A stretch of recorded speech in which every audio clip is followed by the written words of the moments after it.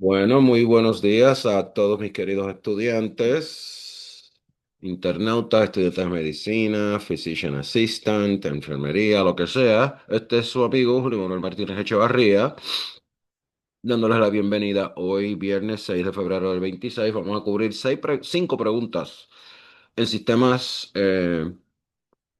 respiratorios que habíamos comenzado en agosto, a finales de agosto, o a mediados de agosto. Esta es la segunda parte. Así es que hoy continuamos con preguntas 6 a la 10. Hicimos de la 1 a la 5.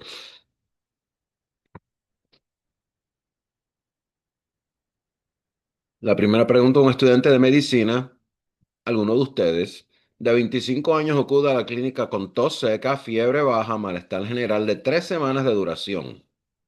3 semanas en este tajo, hay que darle una medalla definitivamente a esta persona. Algunos amigos de su grupo de estudio se han sentido igual. Eh, Los cultivos de esputo son negativos. El paciente niega haber estado expuesto a animales de granja, viajes o HIV. El médico lo trata por una neumonía atípica. ¿Cuál de los siguientes métodos podría ayudar a identificar al microorganismo responsable de este probable patógeno causal? Vamos a las opciones. Primera opción A, tinción ácido resistente. B, prueba de crioaglutininas, y yo estoy igual de jodido que este estudiante en esta pregunta. C, tinción de Gram. D, tinción de tinta china. O E, reacción en cadena de la polimerasa sérica. Yo me voy aquí con la respuesta B, pruebas de crioaglutininas. En pacientes que presentan tos seca de inicio insidioso, febrículas, cefalia, mialgias, náuseas o vómitos, se debe considerar la posibilidad de una neumonía atípica. ¿Qué pasa? Que las neumonías atípicas son causadas principalmente por micoplasma o pneumonium o virus como el micoplasma, que se puede cultivar y detectar mediante la prueba de crioaglutininas, que a su vez mide la aglutinación de las inmunoglobulinas al enfriarse. Una placa de pecho, una radiografía del tórax, un X-ray, suele ser más impactante que los hallazgos de la exploración física. O sea, el X-ray te va a asustar más de lo que realmente tiene el paciente y se caracteriza por un patrón intersticial irregular. Entonces, el tratamiento consiste en antibioticoterapia o antibiótico-terapia, terapia con algún antibiótico. Preferiblemente un macrolídico, macrolido, usualmente acitromicina durante 5 días. La respuesta A, la tinción ácido resistente, no es la mejor opción en este lote y les explico ahora por qué. Porque la tinción ácido resistente, mis queridísimos internautas, se utiliza para diagnosticar enfermedades micobacterianas y más en específico Mycobacterium tuberculosis. La respuesta C, la tinción de Gram, se utiliza para visualizar bacterias Gram positivas y Gram negativas. Mycoplasma pneumonia no es visible con la tinción de Gram. Puedes estar todo el día jodiendo con esto y no vas a encontrar Mycoplasma pneumonium. Eh, la respuesta D es incorrecta también. La tinción con tinta china se puede utilizar para visualizar levaduras encapsuladas en mucosidad como el criptococo. Y esta herramienta diagnostica otras cosas. No es útil para identificar especies como micoplasma y mucho menos virus. La respuesta E es incorrecta. La reacción en cadena de polimerasa, Polymerase Chain Reaction, el PCR. El PSR sérico puede utilizarse para diagnosticar enfermedades virales como el HIV y la prueba del PCR de garganta y esputo puede utilizarse para detectar micoplasma, pero no se realiza con frecuencia. Eh, Se prefiere la prueba de crioaglutininas a la PCR para detección de micoplasma yo hubiera hecho también, bajo las circunstancias, una prueba de eh, COVID, pero hubiera dado negativa, anyway, porque era micoplasma lo que tenía nuestro querido estudiante. Vamos a la segunda pregunta, la séptima pregunta del lote. Un niño, un nene de dos añitos, acude a urgencias por dolor de garganta. Y yo, realmente, yo no sé ustedes, pero ¿a quién carajo le gusta un dolor de garganta? También tiene fiebre, ronquera y estridor. El médico sospecha un diagnóstico de Krupp, pero quiere descartar la epiglotitis, que también está en su diagnóstico diferencial. Yo haría lo mismo. En comparación con el Krupp,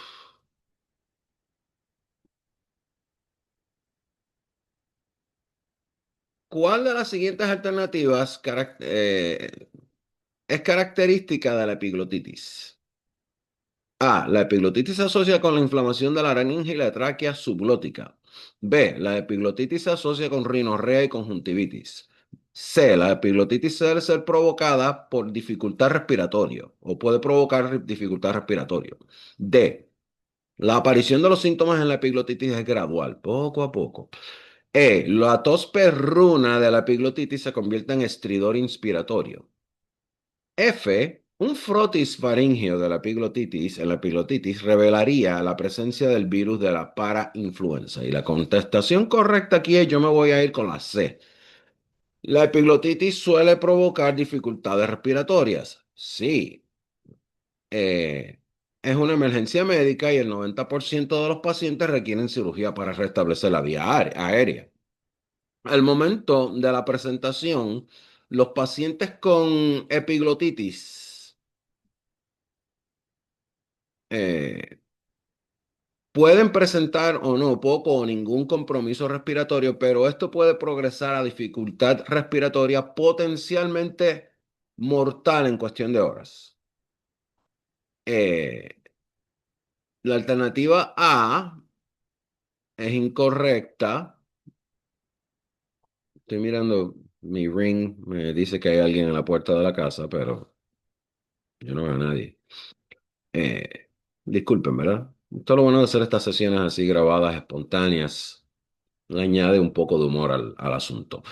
La respuesta es incorrecta. Epiglotitis en la radiografía del cuello revelaría un signo de pulgar hacia arriba, thumbs up, es decir, una huella dactilar en la radiografía que se correlaciona con una epiglotitis inflamada. La inflamación de la laringe y la tráquea subgótica o subglótica no se asocia con la epiglotitis. La respuesta B, los pacientes con epiglotitis no presentan los síntomas ni los hallazgos físicos de conjuntivitis o rinorrea. Esto fue un disparate. Estos hallazgos son más típicos del Krupp. La epiglotitis presenta síntomas adicionales de babeo y dificultad para respirar. La opción D de dedo, de daga. En general, la aparición de los síntomas es abrupta en la epiglotitis y gradual en el Krupp, o como decía papi, el Cruz.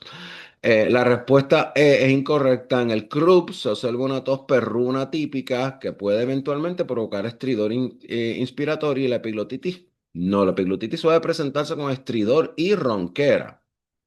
La respuesta F de Francisco es incorrecta. En la mayoría de los casos, una frotis o un frotis de la faringe, faringeo, en la epiglotitis va a revelará a Haemophilus influenza, no para influencia, y la parainfluencia se observa con mayor frecuencia en el Krupp. Vamos a la tercera pregunta, la octava del lote. Un hombre, un macho de 25 años, presenta hemoptisis o hemoptisis, no sé cómo ustedes quieren preguntarlo, pronunciarlo, de reciente aparición durante las últimas 12 horas. El paciente que emigró recientemente a Estados Unidos desde Vietnam ha presentado fiebre, sudores nocturnos a diario durante los últimos 4 días. No presenta otras molestias ni antecedentes médicos. Al paciente se le diagnostica tuberculosis activa, esto se jodió, y se le da de alta con un régimen antimicobacteriano.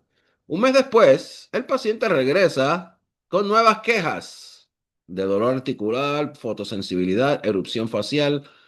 Una prueba de función hepática presenta valores elevados. ¿Cuál de los siguientes es el mecanismo de acción del fármaco con los efectos adversos descritos anteriormente en este paciente? ¿Qué le dieron que le provocó esto en este mes? A. El medicamento altera las propiedades osmóticas de la membrana celular. B. El medicamento inhibe la arabinosiltransferasa. C. El medicamento inhibe la RNA polimerasa dependiente del ADN codificada por el gen RPO.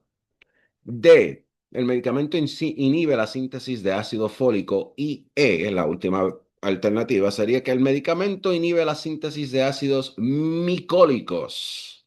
Y esa es precisamente la contestación correcta, es la E. Eh,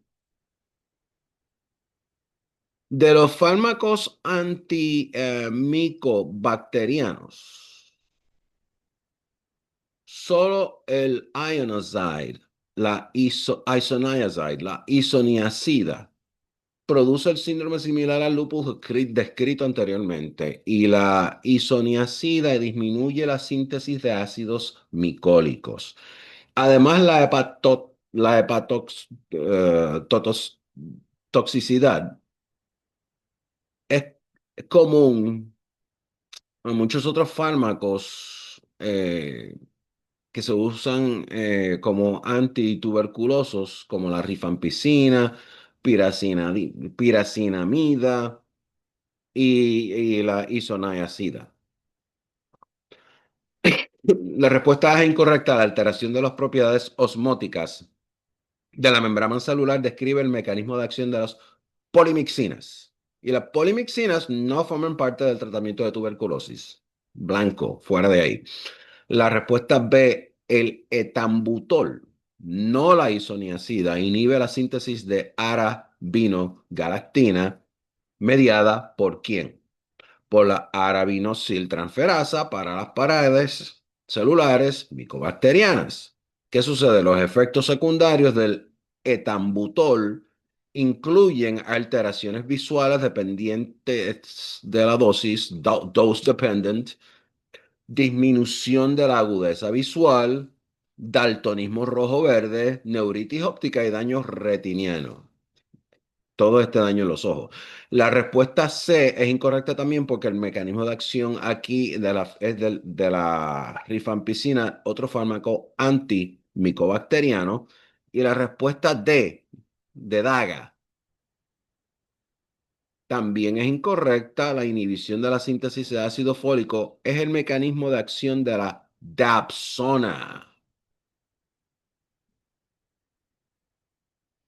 Vamos a la pregunta número 4 del lote, pregunta número 9. Desde que empezamos en agosto, un hombre de 26 años acude a urgencias con dificultad respiratoria.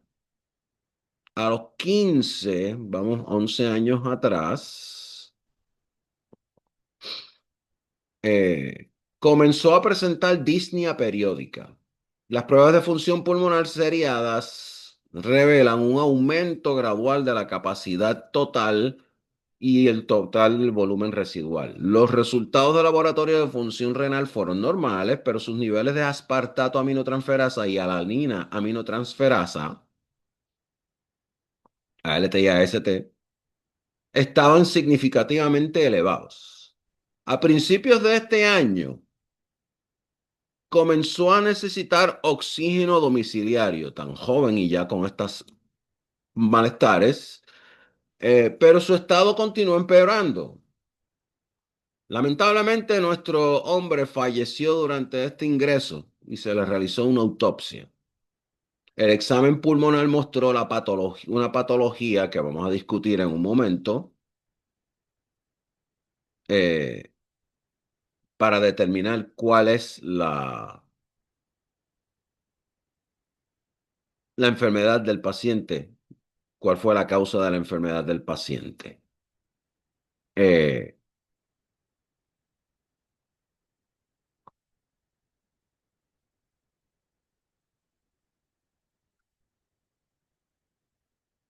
Se observa en el pulmón poca elasticidad eh, y una pena que no pueda enseñarles este. la macroscopía de esta, pero presenta hemorragia pulmonar, intrapulmonar focal como resultado de una enfisema pulmonar. Eso fue lo que enseñó eh, los resultados de patología. La patología enseña un pulmón macroscópico fijo con hemorragia intrapulmonar focal como resultado de enfisema pulmonar. Entonces, la pregunta es, ¿cuál de las siguientes causas más probables de la enfermedad de este paciente fue la causa de la enfermedad? Ya que les mencioné la causa de la enfermedad: A, disminución de los niveles de alfa-1 antitripsina; B, disminución de los niveles de elastasa; C, aumento de los niveles de autoanticuerpos anticitoplasma de neutrófilos; D, aumento de los niveles de cobre; o E, aumento de los niveles de hierro. Uy, perdón. La respuesta correcta aquí es la A, disminución de los niveles de alfa-1 antitripsina. Como mencionamos, el pulmón macroscópico fijo con hemorragia intrapulmonar focal como resultado de una enfisema pulmonar, junto con la combinación de inicio temprano, cirrosis hepática, sugiere una deficiencia hemocigótica de alfa-1 antitripsina. Y este trastorno es autosómico recesivo y es poco común. Y fíjense que aquí estamos matando dos pajarracos de una pedrada. Estamos discutiendo un poco de no solamente enfermedades respiratorias, sino también estamos viendo un poco de genética, etcétera, etcétera.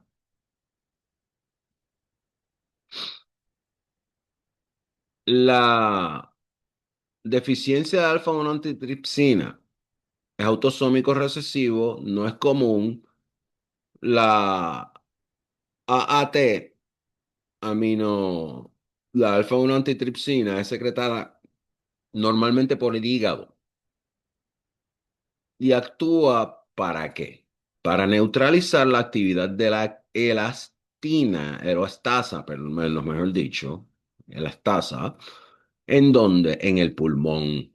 En pacientes con deficiencia de alfa-1 antitripsina, el aumento de la actividad de la elastasa provoca una pérdida de fibras elásticas y un aumento de la distensibilidad pulmonar, lo que resulta en que esto va a resultar en enfisema panacinar.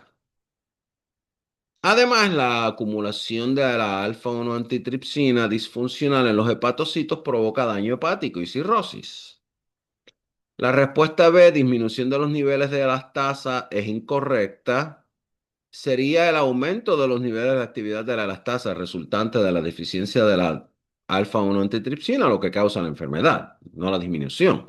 La respuesta C también es incorrecta. El aumento de los niveles de autoanticuerpos anticitoplasma de neutrófilos, eso lo vamos a asociar con ciertos síndromes vasculíticos de vasos pequeños, como por ejemplo Wegener's granulomatosis.